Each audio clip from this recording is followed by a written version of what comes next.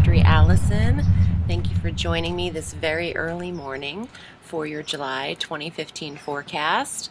I'm very happy to be here. Thank you for subscribing and for tuning in and for liking and sharing these posts. It's meant a lot to me, and I really appreciate all the Sagittarian clients that I've had in June. Seems like Sag and Cap were the highest for the month. Let's just jump right into the forecast. We have 2 full moons, and we're going to start the top of July on the 1st with a full moon in Capricorn at 9 degrees. And this for you is your money sector.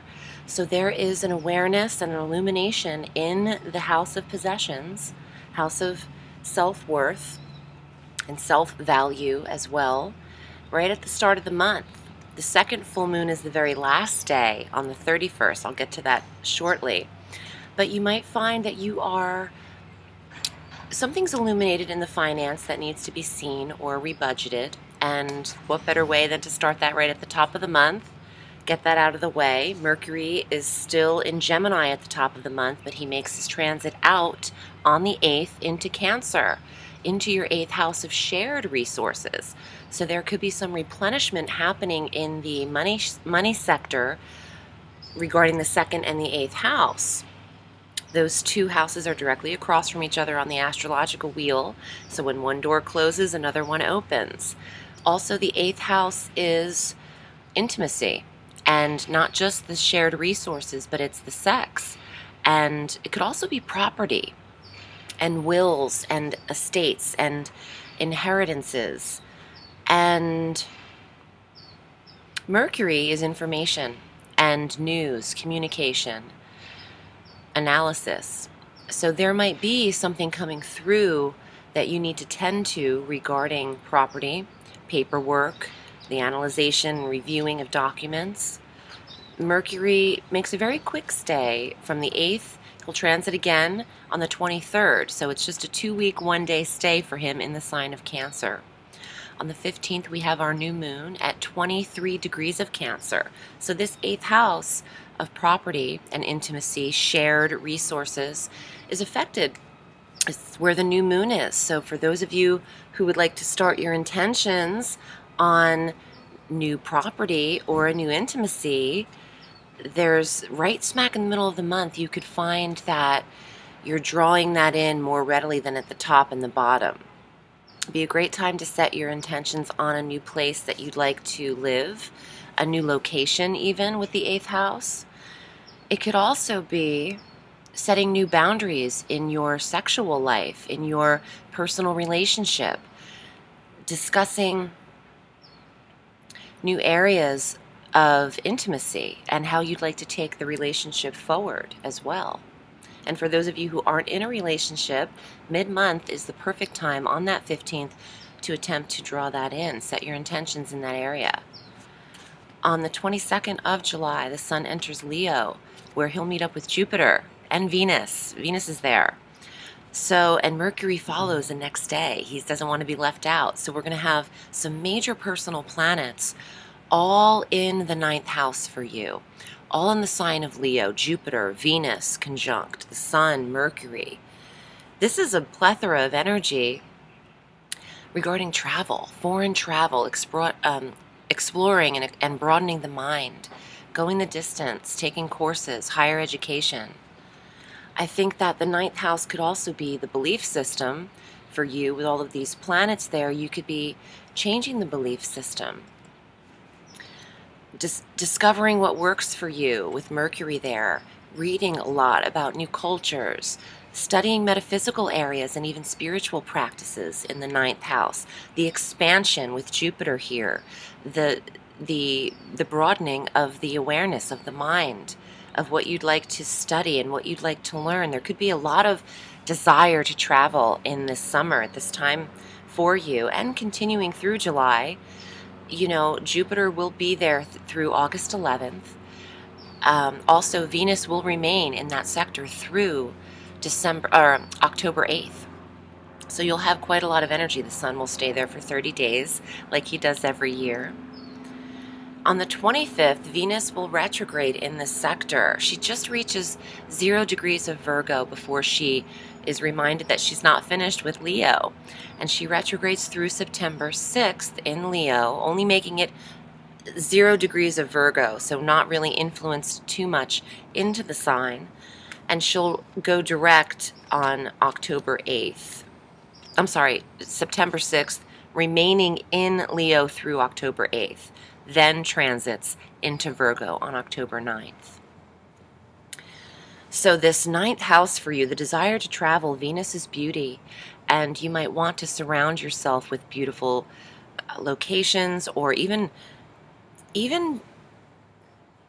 I'm thinking tinctures, but that's not the word, trinkets. You know, buying little items from different areas that you've explored, keeping them around you, keeping the reminding or the remembering of different cultures around you might be something that you're into, Sag. Because, you know, Leo is a sister and brother fire sign, so you love all of this energy in Leo. Saturn is out of your sign right now at the 28 degree mark of Scorpio, having gone retrograde. But he'll be back with you shortly into August. So we'll get into that next month. But take advantage of this month of July for a lot of freedom in the realms of travel and exploration, mental exploration even.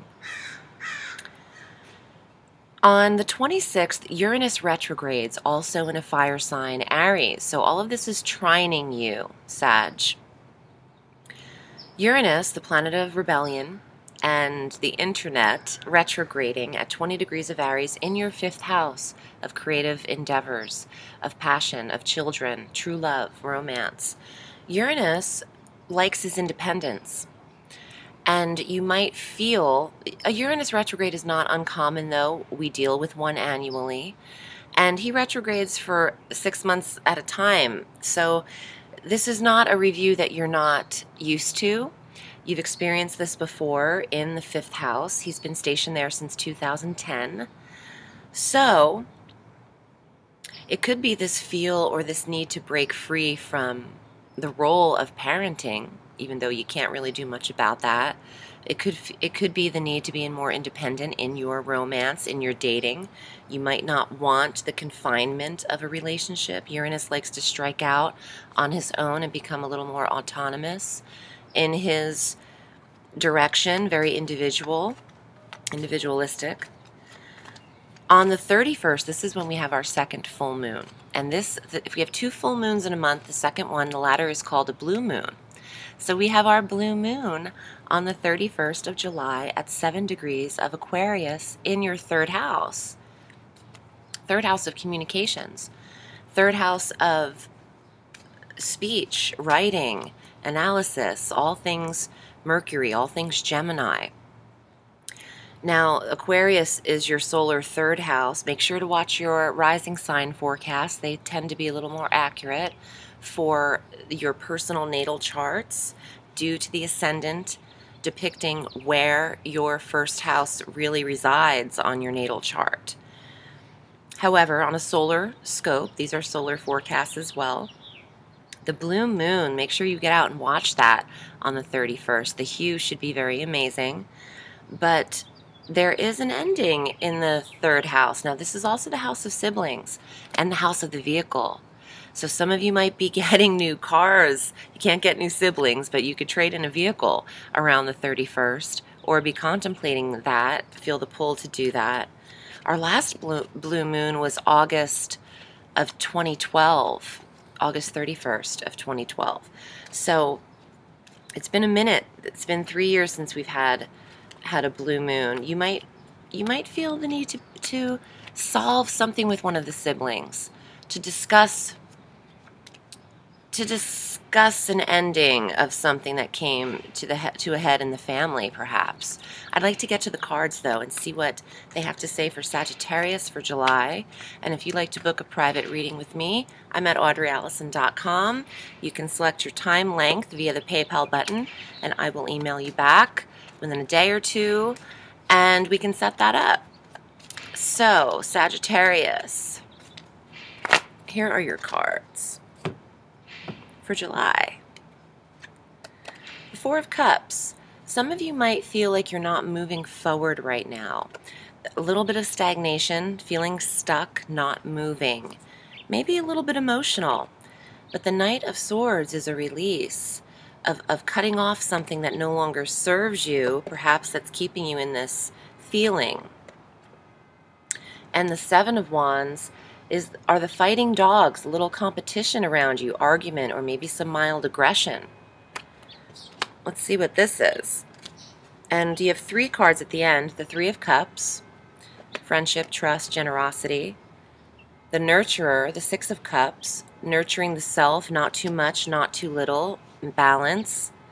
And the Seven of Swords, a little bitterness, maybe some spiteful tongue. And these two definitely apply together. They're both the Sevens of Wands and Swords. There's a release happening to remove you from this situation. And perhaps some of you experiencing something unpleasant or something combative, or even just the energy around you being, you know, the haters. The haters hate. That's what they do. But there could be a little bit of jealousy or competition around you. This is what's helping you through this. Friendship and support. Three people that you can trust. Perhaps yourself and two siblings, or yourself and two other friends, or three siblings altogether. But also nurturing the self. Not taking yourself too far away from what really needs to be done for you. So I would recommend keeping, if you have a retort with some of your words, watch the bitterness. Watch how you express yourself. Mars is in your 8th house right now. We'll be following into Leo to meet up with all the party next month. But in your intimacies, watch how you're coming across with your loved ones right now. Pick your battles, choose your battles, because not everything needs to be fought for in a verbal sense. You can internalize a lot of these feelings without having to project them onto the significant other or the people closest to you in your life. Thanks so much, Sag. I appreciate you subscribing and watching. You can also find me on Facebook at Audrey, Alison, Astrology, and Tarot. And I will see you next August, wishing you a beautiful July. Bye.